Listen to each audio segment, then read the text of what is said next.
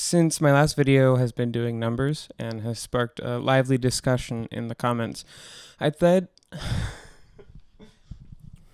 I'd follow it up with a discussion on new sincerity. I think it's a more common term nowadays than metamodernism, or at the very least more readily understandable at its face. The two often come up in tandem, and for good reason, I think. And I wanted to chart the meaning of new sincerity, its usage, its history, its application to living a better life. As we all know, philosophy is stupid and dumb if it has no application to my day-to-day life. I don't care if I'm a brain in a vat, I still have to pay rent. But I do want to argue that new sincerity is important, presently at least. A lot of people have come to the idea of metamodernism from that one Thomas Flight video about modern films versus metamodern films, and I think that's as good a place to start as any. Modernism in films has the author positing their own worldview, their own meaning making, and shares that with the audience in a format where what is good and what is bad is clearly delineated. The less room for nuance, the better. There's a sincerity in what's being asserted. They firmly believe that this is what is right and this is what is wrong. It's important to note the difference between modernism as a philosophy and modernism as an art movement. I'm talking about it as a philosophy, and there is a connection there that is beyond my comprehension, because none of this really exists, and I can't rotate an apple in my head. Look it up! Postmodernism in film, or any other art form, highlights the difficulty of asserting that singular reality that you're representing. Art is a process of constructing a representation of the world around you, recreating it in a way that can be represented on film, narratively, digestibly. Postmodern film leans into the absurd, the confusion, the overwhelmingness of all things in the process of making sense, and often attempts to disorient the viewer in a similar way. Irony, especially, is used as a way of satirizing and poking at the attitudes of these modernist structures of thought, while cueing to the audience that I'm smart actually, and know that this is a stupid thing to say. I think that while connecting new sincerity to metamodernism will be helpful in understanding new sincerity, I want to make some clear delineations about the relationship of comedy and philosophy. The distinction to make between modernist and postmodernist comedy is that modernist comedy makes you go ha-ha, and postmodernist comedy makes you go he-he. Irony is closely related to postmodernism in that they are both critiques of existing structures of being, a kind of like wink-wink, nudge-nudge, isn't it stupid that people believe this? Do you see how stupid I sound? I sound stupid on purpose. Still though, irony predates our ideas of postmodernism just as critique does. The 1729 paper, A Modest Proposal, is a satire about British attitudes towards the poor Irish Catholic population at the time, and while the British government and Irish population under them hardly represent some modernist, postmodernist push-pull, there is a connection drawn between the use of irony and the critique of socio-political states of being. But the concept of irony in postmodernism has specific connotations of its own. There's an element of the inability to find meaning in a system that purports to have meaning, like with the novel Catch-22 by Joseph Heller, about the absurdity of war and military life. In highlighting the absurdity of our social systems, it shows us that these ideas of meaning-making are flawed and incomplete. As I mentioned in my last video, the modernism of the 80s, its sincerity of media, its confidence of a telos and a world order led to the postmodern reaction in the late 80s and early 90s, where irony was the language of critique. It was this irony of the 80s and the 90s, and specifically the reaction to the irony that brought about new sincerity as we know it. Do I look crazy? Do I look hunched over as shit? Say the line, Bart! The next real literary rebels in this country might well emerge as some weird bunch of anti-rebels, born oglers who dare to back away from ironic watching, who have the childish gall to actually endorse single entendre values, who treat old, untrendy human troubles and emotions in life with reverence and conviction, who eschew self-consciousness and fatigue. These anti-rebels would be outdated, of course, before they even started. Too sincere, clearly repressed, backward, quaint, naive, anachronistic.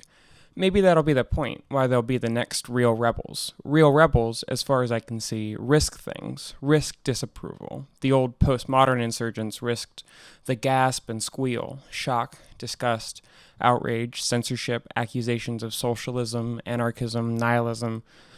The new rebels might be the ones willing to risk the yawn, the rolled eyes, the cool smile, the nudged ribs, the parody of gifted ironists, the how banal, accusations of sentimentality, melodrama, credulity, willingness to be suckered by a world of lurkers and starers who fear gaze and ridicule above imprisonment without law. And that was Troye Sivan. Troye Sivan said that. New sincerity is not just sentimentality or sincerity. It is a sincerity in reaction to irony and the disengagement of irony. When it's easy to ridicule anyone who cares a lot about how they look, how they act, how they're perceived, or how they express themselves, it can be somewhat radical to do it anyways. It's that dance like no one's watching bumper sticker, but having it on your 1996 Toyota Corolla earnestly, without worrying about and yet with consideration of the fact that people will think you're stupid for being chooky or stupid for doing it ironically, and it's kind of both, but that's okay.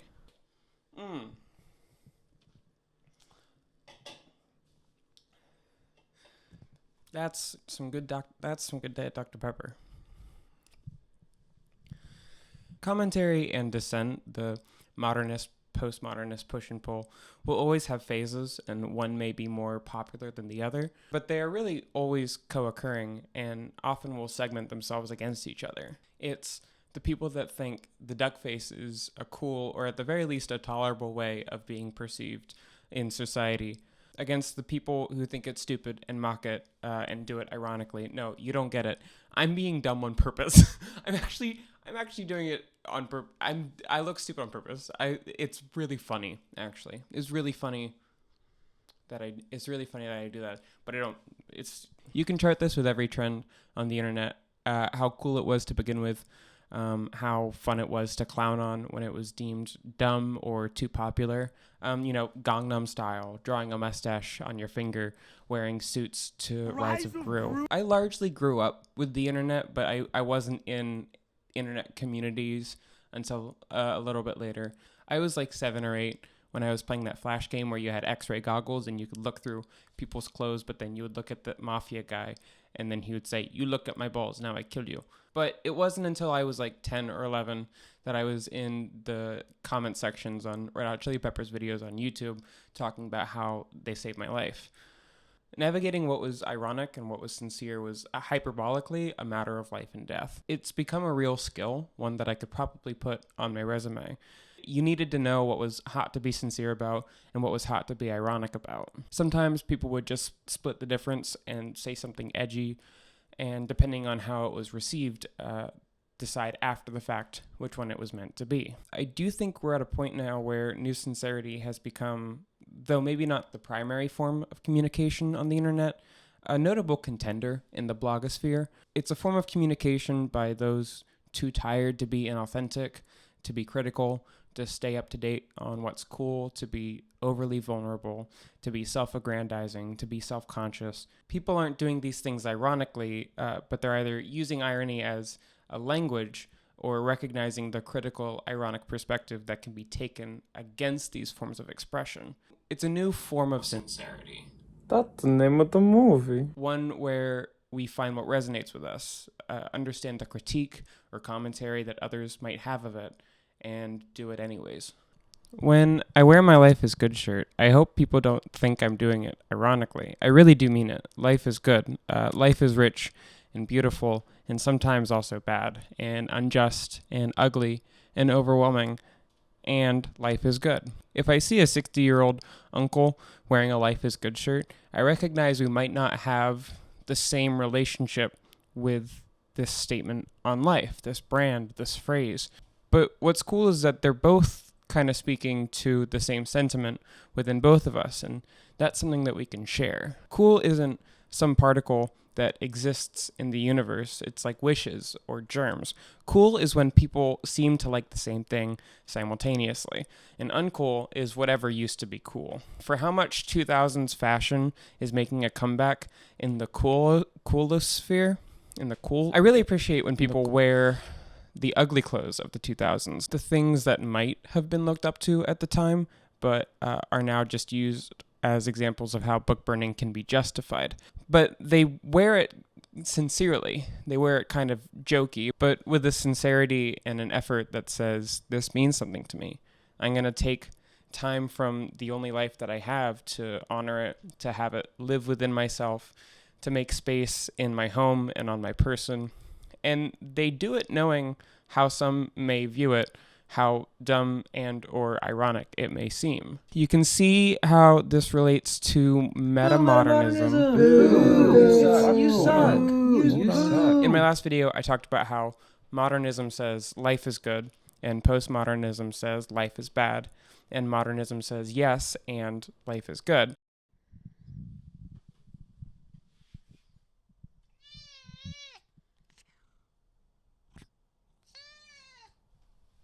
She hates me. I had recorded some more in the last chapter, and it was just some examples of movies, because I'm bad at examples. And then I wrote this kind of limp dick conclusion. So I wanted to round it out a little bit more and make it a little bit more holistic and cohesive. Earlier I said that philosophy that doesn't make your life better is useless, and that's true. But sometimes I feel like my world is on fire. How about yours? That's an all-star joke for my all-star heads out there. Comment down below if you have the memory of the first Kids Bop CD entrenched in your brain, cohabitating with a specific parking lot that you grew up going to a lot, that you would listen to that song, and you think that someday if you were to go to that parking lot and listen to that song and close your eyes, then everything would be okay again. New Sincerity, like metamodernism, kind of looks ridiculous in the midst of every crisis imaginable. It's like telling your grandpa, who was born at the beginning of the Great Depression, that you have been feeling really anxious lately because you feel like everyone's lying about liking you. But things are okay because you've recently been unironically listening to the Passion Pit remix of California Girls. So there's pluses and minuses. But it's true. We need to make sense of things. We need to make sense of our place in this entirely unimaginable world of who we are and how the world has existed through us. We live in a society, Joker meme, that requires you to be perceived and to reconcile with the not great ways that people can see you. In a way, New Sincerity is a return to the authenticity of doing what you want and what makes you happy, but with an added nuance, a little Jenny. I think what helps the movement of New Sincerity is the appearance of simplicity, the feeling of a holistic, simple understanding and expression of things, while understanding that things aren't exactly simple. When I sing I Miss You by Blink-182 at karaoke, I am fully aware of the memes. I lean into them, I use my nasally voice, I sing Yed, and it's funny. And also it connects me to the 10-year-old version of myself that has that song saved in their YouTube favorite videos playlist. There's at least 10,000 things in the world, maybe more. Everything speaks to us as individuals in different ways, and I try to rephrase how they speak to me in a way that makes sense. It's nice to look at everything you do, everything you make, everything you say, and be like, oh yeah, that's something that I value in some way, and I'm not embodying anything or acting in any way that I don't see myself in. There's no negative space in how you engage with it, just the things you take and the things you leave behind. Everything you take in, you engage with, you reform, you synthesize, and you do it earnestly. Even your critique, your values, the context in which you're living. And sometimes you try to make it fun because life is worth living. And it's funny that we're humans, that we were once babies and our limbs grew out and we got jobs and we like music. I wrote this very late last night, so I don't know what I'm talking about.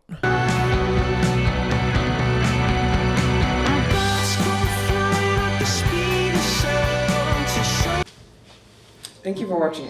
I hope you liked it. These videos are my portrait of Dorian Gray for being cringe, in that as long as these videos exist, it cringes for me, but if I ever watch it, I will reabsorb the cringe and likely pass away. Comment down below what trends from the age of 7 to 12 you inextricably attach your personality to. Mine is being trans. When I was 7, I used to imagine how cool it would be if I grew up to have a woman's body. Hold on, sorry, my part's coming up. You say you wonder your own